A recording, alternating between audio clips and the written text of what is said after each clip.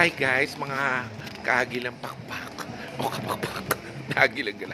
Nalilito na ako kasi nandito po ako sa medley na buffet ng Okada, Manila. At ito po ay dahil sa birthday ni Rams David. At dahil po sa libre din ni Jojo Mendez. Ayan po si Jojo Mendez. Oh, ayan. Oh, pangan niyo po yan. May maganda po siyang Christmas album. Oh, watch nyo ha. Oo, di ba? At yung mga revivals ni Jojo, di ba? Sobra. Siya po ang naglibre sa amin dito. Ang bait na tao. Mabait po na tao. Good person with a good voice. Ayan. Tsaka kaya nag-iikot kami dito sa medley. Ayan, kita nyo naman. Ganyan kadami ang pagkain dito. Nakakaloka. At medyo expensive. Tingnan nyo. Dan. Desserts. Ito naman po, pwede kayo magpaluto. Anli dito, anli as it. Ito naman, mga steak. Ay, ayun o. At si Ona Lara Unico. Hello. Oh, di ba?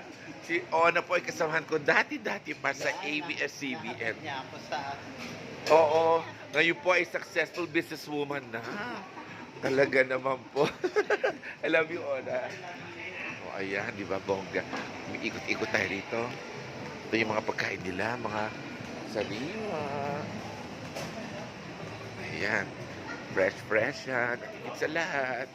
Ito pa yung mga steak. Nakakapagod. Nakakapagod, pero ang sarap. May mga dessert pa sila, oh.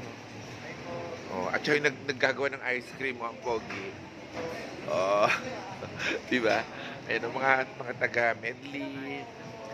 Ayan, oh, di ba? Punta na kayo rito. Magkano ba dito sa Medley?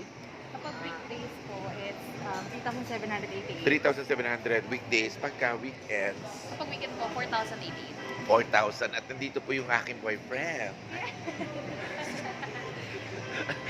Ako lang nakakaalam, din niya alam na boyfriend ko siya. Opo. Ayan.